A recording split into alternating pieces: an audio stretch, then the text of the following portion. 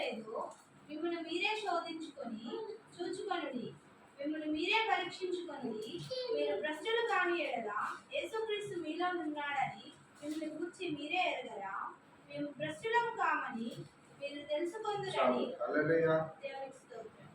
ప్రియమైన దేవుని బిడ్డలారా, 2 కొరింథీయులకు రాసిన పత్రిక 13:5 మీరు మీ విశ్వాసం గలవారై ఉన్నారో లేరో, మీ విశ్వాసం గలవారై ఉన్నారో లేరో మిమ్మల్ని మీరే పరీక్షించుకోండి అని అపోస్తులైన పౌలు కొరింథీ సంఘానికి తెలియచేస్తున్న మాట.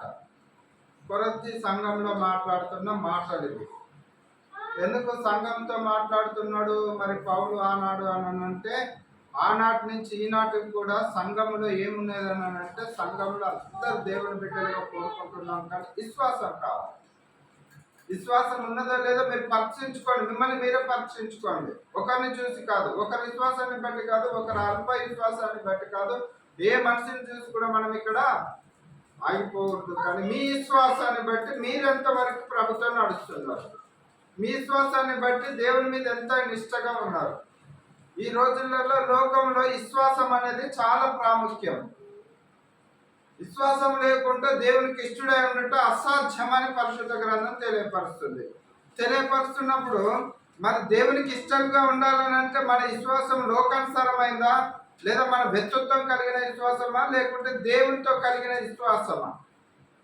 దేవునితో కలిగిన విశ్వాసం ఏముంటుందంటే, ప్రియమైన దేవుని బిడ్డలారా, పరిశుద్ధాత్మకు సంబంధించింది, అది దేవునికి సంబంధించిన కార్యాలతోటి. మరి మీ విశ్వాసం మీరే పరీక్షించుకోండి అని ఇక్కడ అపోస్తలుల పౌలు క్లుప్తంగా కొరింథీ సంఘానికి తెలియజేస్తున్నాడు. మరి ఈ రోజులలో నువ్వు విశ్వాసివా, నీ భక్తి ఇంతేనా అని అంటే, ఒక వ్యక్తిని మనం ఎవరైనా ఈ రోజులలో దేవుని బిడ్డని మనము అడిగినట్టయితే, మందలించినట్టయితే వారికి ఎంతో కోపం వస్తుంది. మరి సంఘంలో ఆనాడు దేవుడు తెలియజేస్తున్నాడు. కొరింథీయులకు రాసిన పత్రికలో 13:5 దేవుడు కొరింథీయులకి అపోస్తలులైన పౌలు ద్వారా అక్కడ కొరింథీ సంఘాన్ని హెచ్చరిక చేస్తున్నాడు. సంఘంలో హెచ్చరిక చేసుకోవడము, సరి చేసుకోవడము చాలా అవసరము. మన ఇళ్లలో పోయినాక కుదరదు, అది సంఘంలోనే కుదురుద్ది, మందిరాలలోనే కుదురుద్ది, దేవుని వాక్యం ద్వారా. అందరించి అందరి ప్రేమైన దేవుని బిడ్డలో ఒక మాట ఉంటుంది, కింద చూడమ్మా 6వ వచనం చదువు. మేము భ్రష్టులము కామని మీరు తెలుసుకుందురని నిరీక్షించుచున్నాను. మీరు భ్రష్టులు కారు అనేసి నిరీక్షించుచున్నాను, తెలుసుకోవాలనే ఆశతో కూడా ఉన్నాను. ఎవరి పట్ల అంటే పౌలు అంటున్నాడు, మీరు భ్రష్టులైపోలేదు, వ్యర్థమైపోలేదు, దేవుని యందు ఉంటున్న వాక్యం ద్వారా, దేవుని యందు ఉంటున్న దాన్ని బట్టి మీరు బలపడతారని నేను అనుకుంటున్నాను. మీ విశ్వాసం లేదని నేను అనట్లేదు, కానీ మీ విశ్వాసాన్ని దేవుని ఆలయంలో మీరే పరీక్షించుకోండి. అందరించి ఆ మాటకు అర్థం ఏంది అని అంటే, ప్రసంగి గ్రంథము 5:1 మాటలు ఉంటాయి. దాంట్లో మాటల్ని కొన్ని మాటలు మనం జ్ఞాపకం చేసుకుందాము.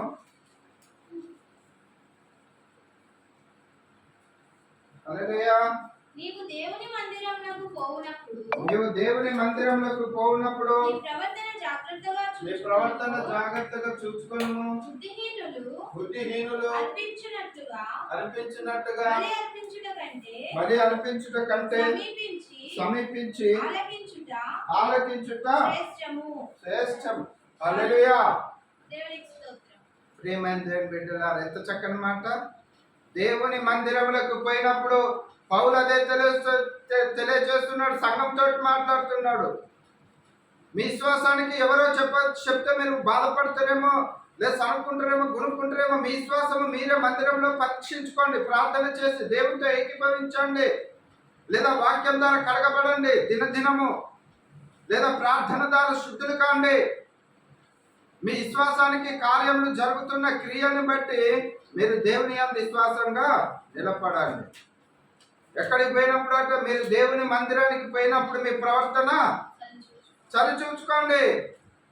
నేను ఈ లోకంలో జీవించిన, ఈ లోకంలో పోయిన ఆదివారం నుంచి మళ్ళీ సోమవారం నుంచి నేను గడిచిన కాలం అంతయు లోకంలో నేను ఏ రీతిగా మాట్లాడినా, ఏ రీతిగా ప్రవర్తించినా, ఏ రీతిగా జీవించినా, నేను ఎక్కడికి వెళ్ళినాను, ఏ చోట కూర్చున్నాను అని మనల్ని మనము మందిరాలకు వచ్చినప్పుడు పరీక్షించుకోవాలంట. ఏమి తింటున్నాము, ఏమి తాగుతున్నాము, ఏమి సంభాషణ చేస్తున్నాం, నా సమాసం ఎవరు అనేసి మనం పరీక్షించుకోవాలంట. ప్రియమైన దేవుని బిడ్డలారా, ఇక్కడ పరిశుద్ధ గ్రంథంలో తెలియపరుస్తుంది. ఎందుకు అనంటే, మీరు మీ దేవుని మందిరానికి పోయినప్పుడు మీ ప్రవర్తన సరి చూసుకోండా, చక్కగా చూసుకోండా కదా. సరి చూసుకోండి అంటే ఈ రోజులలో ఎవరు సరి చూసుకుంటారు? కష్టమవుతుంది. వాక్యం ద్వారా బతకాలనంటే కష్టమవుతుంది. మనకు లోకానుసరమైన స్నేహభావంలో ఉన్నవారం కదా. వాక్యానికి లోపడాలంటే అంటే అందరించి పరిశుద్ధ గ్రంథం అంటది, ఈ లోకంలో నువ్వు జీవిస్తున్నప్పుడు, ఈ లోకయాత్రలో నువ్వు సజీవ లెక్కలు ఉన్నప్పుడు నీ స్నేహం ఎవరితోటి, నీ స్నేహం ఎవరితోటి? మనుషుల మీద ఆధారపడే స్నేహమా, దేవుని మీద ఆధారపడే స్నేహమా? కదా. సరి చూసుకోండి, నీ ప్రవర్తన సరిగా చూసుకో. దేవుని మందిరానికి పోయినప్పుడు జాగ్రత్తగా, బయట అనుకున్నట్టుగా, బయట ఊహించినట్టుగా దేవుని మందిరంలోకి వచ్చినప్పుడు కూడా ఆ రీతిగా మనము ఊహించుకోకూడదు, ఆ రీతిగా కూడా ఉండకూడదు అని పరిశుద్ధ గ్రంథం తెలియపరుస్తుంది. అందునుంచి దేవుని ఆలయాలలో మనం ఎంత నిష్టగా ఉంటే అంత మంచిది. దేవుడు నమ్మదగిన దేవుడు. అందురించి దేవుడు మాట్లాడతాడు, మోసపోకుడి, దేవుడు ఎక్కిరింపబడడు. ఎక్కిరింపబడేది, అవమానపడేది మీరే. నన్ను నమ్మిన వారికి నేను ఎక్కిరింపబడే ఛాన్స్ ఇయ్యను, అలాంటి అవకాశం ఇయ్యను. నన్ను నమ్మిన బిడ్డలు పేరుగా ఉంచుతాడు, లేదు తలగన్న ఉంచుతాడు, కానీ తోకగా ఉంచనని దేవుడు తెలియజేస్తున్నాడు. ప్రియమైన దేవుడి బిడ్డలారా, మనము తాత్కాలికమైన భక్తి చేస్తున్నామా, లేకుంటే ఆత్మపూర్వకమైన భక్తి చేస్తున్నామా, లేకుంటే మన అవసరం ఉందని మనం మందిరానికి వస్తున్నామా? అవసరం లేకపోతే మందిరానికి రాము, లేదా నామకార్థంగా ఈరోజు ఆదివారం అని కూడా మందిరానికి వస్తాం. బలవంతంగా వచ్చేవారు కూడా ఉన్నారు. పోకపోతే ఏమైంది, ఒక వారం ఏం కాదు, ఆలయాలు మూతపడవు, సువార్త పరిచయం ఆగక మానదు. ఇప్పుడేమి బలులు అర్పించిండ్రా? మా ఆనాడు ప్రవక్తలు ప్రాణ త్యాగాలు చేసిండ్రు. సువార్త విషయాలలో ప్రాణ త్యాగాలు చేసిండ్రు. ఎన్నో హింసలు, ఎన్నో అవమానాలు. ఇప్పుడేముంది, సువార్త చేస్తున్నవారు ఏసీ కార్లలో తిరుగుతారు, బెంచి కార్లలో తిరుగుతారు. ఏసీ లేకపోతే ఉండలేరు. కరెంటు పోతే మేము తట్టుకోలేమయ్యా అని జనరేటర్ పెట్టుకుంటున్నారు, ఇన్వర్టర్ పెట్టుకుంటున్నారు. ఈ రీతిగా గడుపుతున్నారు సువార్త చేస్తున్నవారు. ఆనాడు కాలు నడకలు సముద్రములో, ఎడారిలలో, అడవులలో, ఎండ మావులలో కూడా సువార్త చేసిండ్రు. ప్రేమైన దేవుని బిడ్డలారా, ఈ రోజు మనకి కరెంటు పోతే అబ్బా కరెంటు పోయింది, తొందర ప్రార్థన చేసి ముగిస్తే బాగుంది అనిపిస్తుంది. మందిరాలలో మనకి ఇచ్చిన ఆవిష్కారాన్ని బట్టి మన కుటుంబంతో కూడా మందిరాలలో ఉండలేకపోతున్నాము, నిలబడలేకపోతున్నాము. మన జీవితాలు మందిరాలకు వచ్చినాక కూడా ఉరుకులు పరుగులాట ఆలోచనలతోటి గడుపుతున్నాము. మనం పక్కన వాళ్ళను చూస్తున్నాం కానీ మనల్ని మనము చూసుకోవట్లేము. అందురించి 13:5 అంటున్నాడు, ప్రసంగిలో కూడా అంటున్నాడు, మీ ప్రవర్తన చక్కగా చూసుకోండి, మీ ఆలోచనలు సరి చేసుకోండి, మీ వ్యక్తిత్వాన్ని సరి చేసుకోండి. మీరు అల్ప విశ్వాసులు అయి ఉండి మందిరానికి వచ్చినా కూడా ప్రయోజనము లేదు. ప్రియమైన దేవుని బిడ్డలారా, అందురించి ఈ రోజులలో మనం నివసిస్తున్న మనము ఈ లోకంలో అనేకమైనవి ఉన్నాయి కదా, అనేకమైన వాటిలలో మనం నివసిస్తున్న వారం కదా, అనేకమైన సమస్యలలో మనం బ్రతుకుతున్న వారం కదా. ఎన్ని సమస్యలు వచ్చినా, ఎన్ని ఆటంకాలు వచ్చినా, ఎన్ని అవమానాలు వచ్చినా, ఎన్ని ఆటుపోట్లు వచ్చినా కూడా నువ్వు కొనసాగుతున్న వాడి మీద విశ్వాసం ఉందా లేదా? నువ్వు నమ్మిన వాడి మీద విశ్వాసం కొనసాగుతున్నావా లేదా? నీ విశ్వాసం ఎక్కడ? నీ నమ్మకం ఎవరి మీద? ప్రియమైన దేవుని బిడ్డలారా, యేసుక్రీస్తు ప్రభు అంటున్నాడు, నన్ను ఆరాధించు వారికి ఏ అపాయము నేను రానియను, నన్ను నమ్మిన వారికి నేను ఏ హాని కూడా జరగనియ్యను అందురించి మిమ్మల్ని తలగా అనంటే మిమ్మల్ని అవమానపరిచిన వారి ముందు నిన్ను తలగా ఉంచుతావు ఒక దినమున. కుంగిపోకు, అవమానపడకు. ప్రియమైన దేవుని బిడ్డలారా, అన్నిటికీ ముఖ్యమైనది ఏంటిది అంటే యథార్థమైన ప్రవర్తన కావాలి, యథార్థమైన హృదయం కావాలి. అందురించి ఒక మాట ఉంటుంది, హృదయ శుద్ధి గల్లవారు ధన్యులు, వారు దేవుని చూచెదరు. ఎందుకు? హృదయం లేదు అందరికీ మనసు ఉంది కదా.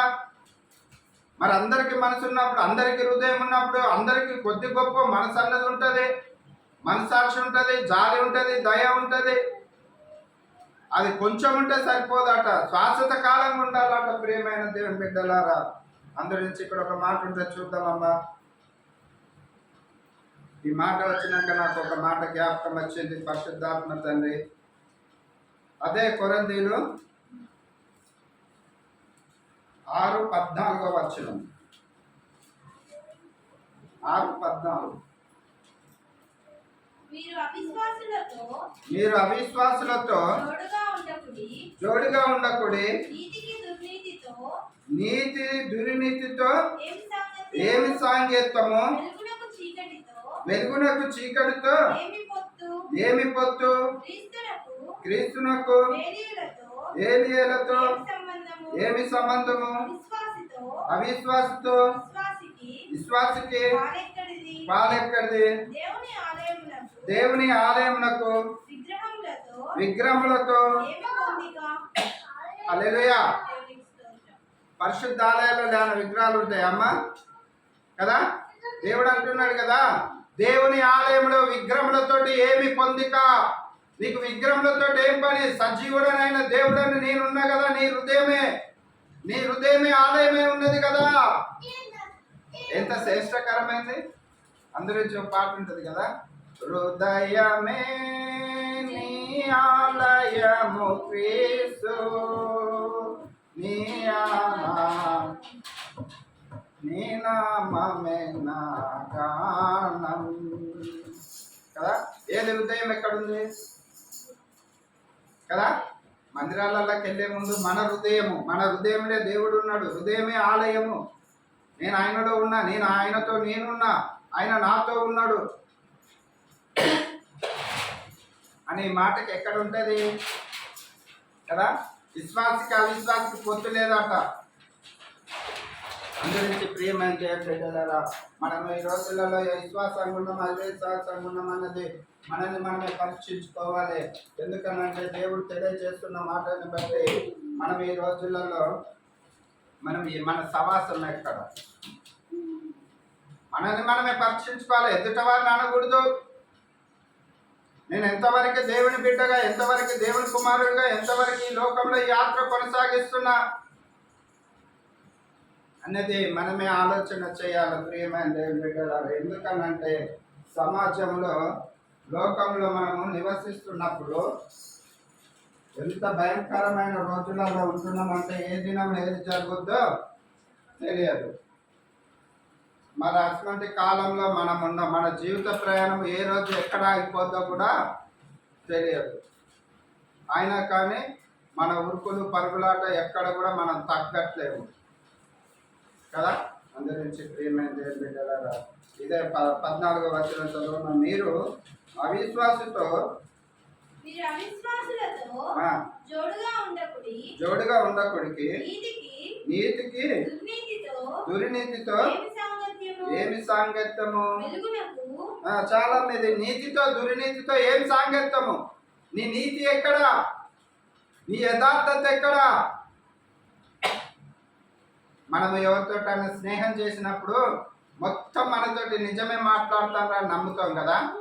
మన దగ్గర ఏది అవసరమో అదే మాట్లాడి వెళ్తారు వాళ్ళు, మిగతా మాట్లాడరు.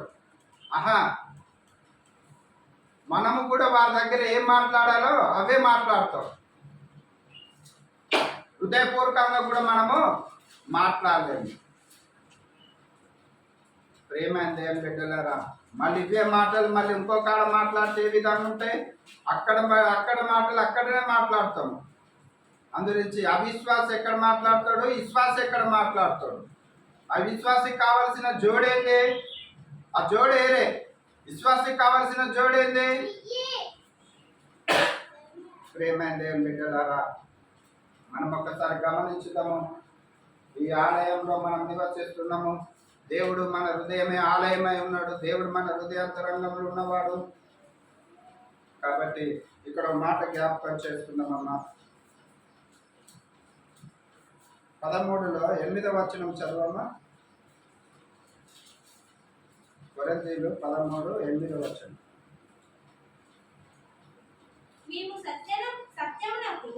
మీరు సత్యమునకు విరోధముగా ఏమీ చేయలేము గాని సత్యమునకు విరోధముగా మేము ఏమీ చేయలేము గాని సత్యము నిమిత్తమై సమస్తమును చేయుచున్నాము. దేని బట్టి? సత్యమును బట్టి. సత్యముకు విరోధిగా మేము ఏమీ మాట్లాడతలేము, ఏమీ ప్రవర్తించలేము. సత్యమే మాట్లాడుతున్నాము, సత్యమే చేస్తున్నాము. సత్యము చేయాలా? సత్యము మాట్లాడాలా? సత్యము చేసుడు ఉండదమ్మా, సత్యము మాట్లాడాలి, నిజమే పలకాలి. నిజము సత్యము పలుకుట్లనే ఆ కార్యములు చేసేదాన్ని బట్టి వాళ్ళు యథార్థంగా చేసిండ్రయ్యా అంటారు. కొందరు మనసు పూర్తిగా చేసిండ్రయ్యా అంటారు, కొందరు ప్రేమతోటి చేసిండ్రయ్యా అంటారు. వారు ఇలాంటి ప్రేమ గలవారయ్యా అనేసి అంటారు, వారు ఇలాంటి గలవారయ్యా అంటారు. సత్యం అనేది వారు మనసులో పుట్టాలి. సత్యం అనే దాంట్లో ఏముంటుంది అంటే దయాలుత్వం ఉంటుంది, కనికరం ఉంటుంది, మమకారం ఉంటుంది, ఆత్మీయత ఉంటుంది. దాంట్లో ఏదే దానికి స్థానము ఉండదు. అందుగురించి పౌలు చాలా జాగ్రత్తగా ఒక్కొక్క మాట ఇక్కడ వాళ్ళతో మాట్లాడుతున్నాడు. మేము సత్యమునకు విరోధముగా ఏమీ చెయ్యము గాని సత్యమునే విషయం నిమిత్తము సమస్తమును చేయుచున్నాము. సత్యము నిమిత్తమే కదా. సత్యము కోసమే పాటుపడాలని అంటే క్రీస్తుతో అంట కట్టబడి ఉండాలి, క్రీస్తుతో అంట కట్టబడి ఉండాలి. ప్రియమైన దేవుని బిడ్డలారా, ఈ రోజులలో నీ జీవితం నా జీవితం ఇక్కడ హ్యాపీగా కొనసాగుతుంది అనుకుంటున్నాము. కొందరిని నేను యూట్యూబ్లలో అక్కడక్కడ చూస్తుంటే వారు ఏ రీతిగా ఉన్నారంటే వారు ఆడంబరాలను బట్టి వారు ఆనందిస్తున్నాడు. ఈ లోకంలో వారికి ఉన్న ధనధాన్యమును బట్టి ఐశ్వర్యాన్ని బట్టి వారు ఆనందిస్తున్నాడు. దేవుడు నిన్నేమంటున్నాడు అని అంటే ఈ లోకంలో ఉన్న దాన్ని బట్టి, నీకు కలిగి ఉన్న దాన్ని బట్టి ఆనందించకు, నువ్వు క్రీస్తులో ఉన్నదాన్ని బట్టి ఆనందించు. ఎందుకయ్యా లోకంలో ఉన్న దాన్ని బట్టి నువ్వు ఇచ్చిందే కదా ఆ కృప, మేము దాన్ని బట్టి కూడా ఆనందించాలని అంటే నీకు ఇచ్చిన కృపవరము, నీకు ఇచ్చిన ఐశ్వర్యము ఇక్కడనే ఇడిచిపెట్టిపోతావు ఒక దినమున. అది నీకు శాశ్వతము కాదు, శాశ్వత కాలం ఆనందం నీకు ఇయ్యదది. ఆ ఆనందం అనేది నీకు తాత్కాలికంగా ఒకవేళ పోయింది అనుకో, నువ్వు తర్వాత ఆనందంగా ఉండలేవు, దిగంబరి అయిపోతావు. లోకం ఇచ్చు ఆనందము శాశ్వతమైంది కాదు అని పరిశుద్ధ గ్రంథం తెలియపరుస్తుంది. దేవుడు అందరించి మాట్లాడుతున్నాడు. లోకంలో ధనధాన్యములు ఉన్నవారి కనంటే యేసుని కలిగి ఉన్నవారు గొప్ప. ఒక దినమున ఎక్కడా అని అడిగితే మనం ఎక్కడి నుంచి కేకెత్తాము కదా. ప్రియమైన దేవుని బిడ్డలారా, ఒకవేళ మనల్ని ఒక దినమున దేవుడు అడిగే సమయం ఉందేమో. ఇతరుల కోసం మనకు అనవసరము, నా కోసమే అవసరం. నేను ఈ లోకంలో జీవసిస్తున్నప్పుడు, ఈ లోకయాత్రలో ఉన్నప్పుడు, నేను నీళ్ళ మీద ప్రయాణం చేస్తున్నప్పుడు నాకు ఈతచ్చి ఉండాలి. ఈతచ్చి ఉన్నప్పుడు నేను సముద్రంలో ఎక్కడైనా నా పడవ మునిగిపోయినా కూడా నన్ను రక్షించుకోగలుగుతాను, నాతో ఉన్న వారిని కూడా రక్షించగలగడానికి ప్రయత్నము చేస్తాను. అంటే ఈ ఈత అనేది అంటే క్రీస్తుతో మనం విశ్వాసం అనే యాత్రలో కొనసాగుతున్న వారు, విశ్వాసం యాత్రలో మనం కొనసాగుతున్న వారు. మన విశ్వాసాన్ని మనమే పరీక్షించుకోవాలి, మన ఈత మనమే నమ్ముకోవాలట. ఈతచ్చి కూడా మనం ఒకరి మీద ఆధారపడుతున్నాం అని అంటే ప్రియమైన దేవుని బిడ్డలారా, వాళ్ళని ఏమంటదంటే బైబిల్ అల్ప విశ్వాసి. అల్ప విశ్వాసి, నువ్వు ఎంతవరకు పోరాడగలుగుతావు? అదేదో పోరాడుడేదో నాతోటే పోరాడరాదు. నీ అల్ప విశ్వాసాన్ని విశ్వాసంగా బలపరుస్తా. అల్పం అనేది లేకుండా చేస్తా. అల్పం అనేది క్షణభంగరమైంది, అప్పటికప్పుడే అల్పం. అందరించి ప్రేమైన దేవుని బిడ్డలారా, మన ఈ విశ్వాసం ఈ రోజులలో పరీక్షించుకుందాం. దేని మీద మన విశ్వాసము, దేని వైపు చూస్తున్నాము? ఈ లోకంలో మనము క్రీస్తును కలిగి ఉన్న వారుగా ఉన్నానంటే, సజీవుడైన దేవుడు పిలిస్తే పలికే దేవునితో మనం ఉన్నప్పుడు మన విశ్వాసాన్ని మనం బలపరచుకోవాలి. మామూలుగా లేదు. పరిశుద్ధ గ్రంథాలలో ఒక దినం, భయంకరమైన దినం ఉన్నది. ఆ దినములు దుర్దినములు రాకమునిపే మనల్ని మనం సరి చేసుకోవాలంటే ప్రియమైన దేవుని బిడ్డలారా, అందరించి ఇక్కడ ఒక మాట చూడమ్మా, 9వ వచనం చూడమ్మా. మేము బలహీనులమై ఉన్నాను, మీరు బలవంతులై ఉండిన యెడల సంతోషించెదము. మీ నిమిత్తమై అనగా మీరు సంపూర్ణులు కావాలనియే ప్రార్థించుచున్నాము కదా. మీరు బలహీనులు అయినప్పుడు కూడా మీ నిమిత్తము మీరు బలవంతులు కావాలని, సంపూర్ణమైనది ఉండాలని మేము ప్రార్థించుతున్నాము. అందరూ బలవంతులు ఉండరు, అందరూ బలహీనతలు ఉండరు, అందరు అవిశ్వాసులు ఉండరు, అందరు విశ్వాసులై ఉండరు. వాళ్ళు ఉంటారు, వీళ్ళు ఉంటారు. విశ్వాసం ఏం చేయాలి? అవిశ్వాస కోసం ప్రార్థన చేయాలి, కానీ జోడుగా ఉండద్దు. వాళ్ళ మార్గంలో వెళ్ళద్దు, వాళ్ళ ముచ్చట్లలోకి వెళ్ళకూడదు, వాళ్ళ సవాసంలో వెళ్ళకూడదు. అయ్యా, ఈ అల్పమైన విశ్వాసరాల్ని, ఈ విశ్వాసాన్ని కాపాడయ్యా. ఎందుకో నాకు తెలియదు, చెప్పిన కదా, ఈత వచ్చిన వాడు తను తాను రక్షించుకుంటాడు, ఇతను కూడా రక్షించుతాడు. మనం ప్రార్థన చేయాలి. మనకి ఇచ్చిన సమయాన్ని సద్వినియోగం చేసుకోవాలి. ఫస్ట్ దేవుని వైపు ఉండాలి. ఈ రోజు, ఈ ఆదివారం రోజు విశ్వాసము ఎవరితోటి కదా. అందరించి దేవుడి మాటలను దీవించి ఆశీర్వదించుగాక. ఆమేన్.